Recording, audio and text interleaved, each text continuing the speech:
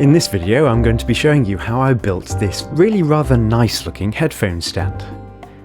As you can see, it's got RGB LEDs built in so that it can change colour, and the headphones can just slide on like so. Now, as you might imagine, this particular design would have been pretty hard to have made by hand, which is why it was made with a CNC router. CNC stands for Computer Numerical Control, and basically means that the router is entirely controlled by a computer. This means that you can get incredibly accurate and detailed cuts, which of course opens a whole new world of project opportunities. Now, the CNC router that I used is called the x-carve, and it's from Inventables. I'll be giving you my thoughts on this router later in the video, so stay tuned for that because this is one beast of a machine. So with the headphone stand, the first step was of course to come up with a design. I did this to scale on paper so that I could compare it to my headphones to get the size right. Once I was happy with it, I then scanned it into the computer and imported it into a fantastic vector graphics editor called Inkscape, which also happens to be free. Here it was just a case of using the pen tool to carefully sketch around my design and mirroring it to ensure that it was symmetrical. I then saved it as an SVG file so that it could be imported into the x-carve's control software, which is called Easel.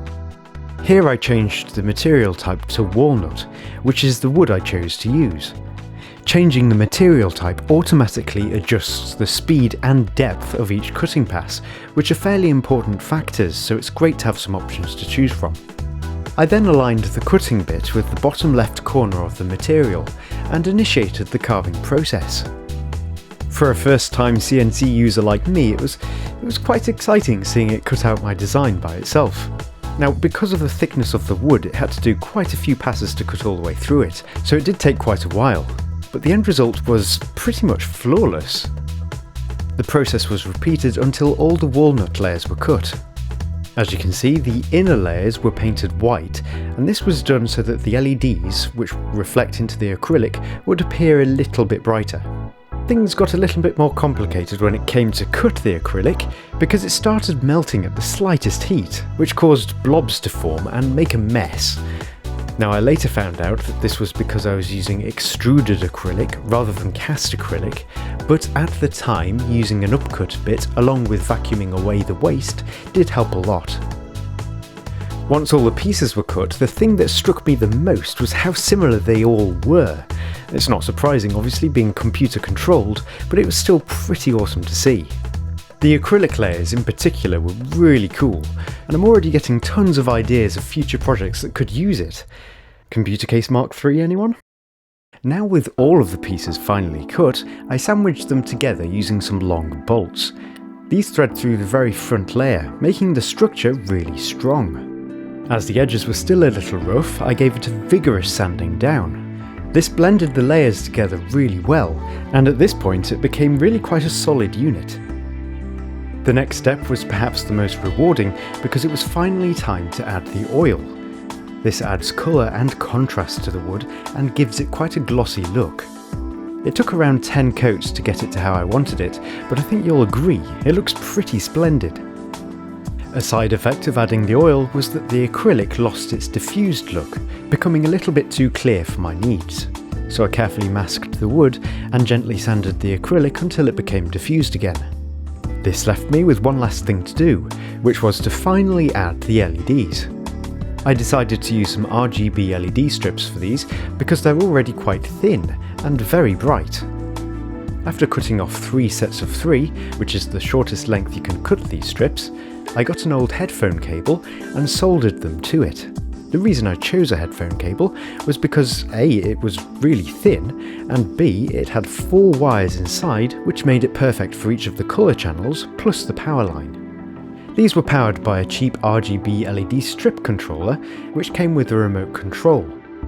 To mount the LEDs to the stand, I stuck them to a sheet of very thin aluminium, which was then screwed to the bottom.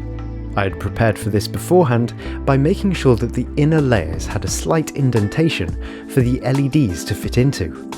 Being mounted to aluminium also means that the LEDs are kept nice and cool, which should improve their longevity. The last thing to do was plug it in and try it out.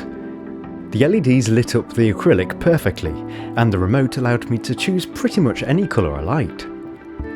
So as I mentioned earlier, this particular design would have been almost impossible to have made by hand, so I'm very grateful to Inventables for sending me an x-carve to make it with. Now, as the x-carve was featured heavily in this video, it's only fitting that I give you my thoughts about it, because it's, quite frankly, an amazing tool. Now, it did require some construction because it was dispatched in parts.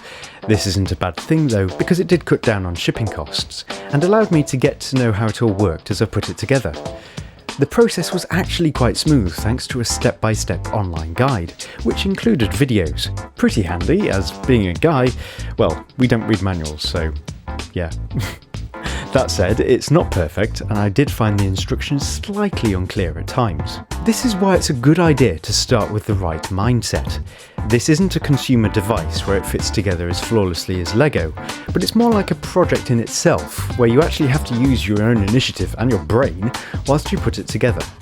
For example, using braided sheathing is a good way to keep the cables tidy, as is rearranging the control box layout slightly to avoid a mess of cables.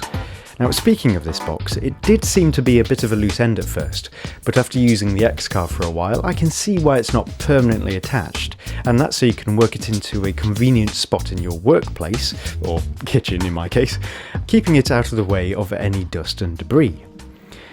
Now, once it was all together, it just worked, and as you saw earlier, it's really easy to get carving things right away. I honestly didn't know what to expect, having never used a CNC before, but considering the lengthy build process, I'm amazed that there were no serious teething problems, which is a testament to its design, I suppose. Now, it's obviously not just limited to cutting wood and acrylic either. One other project I've attempted is etching my own PCBs for a microphone project. This was a really good test of its accuracy, because the cuts involved here were in the order of fractions of millimeters, and it did a perfect job. So I can honestly say that my scope for projects has increased dramatically because of the x-carve, and if you're in the market for a CNC, I really can't recommend it enough. So that's it for this video. I really enjoyed working on this one, and I think the stand turned out really well. If you enjoyed this video too, don't forget to hit that like button, and maybe consider subscribing.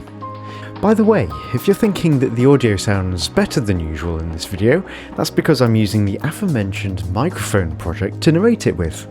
So if you've not seen it yet, why not check it out by clicking the eye at the top right of the screen.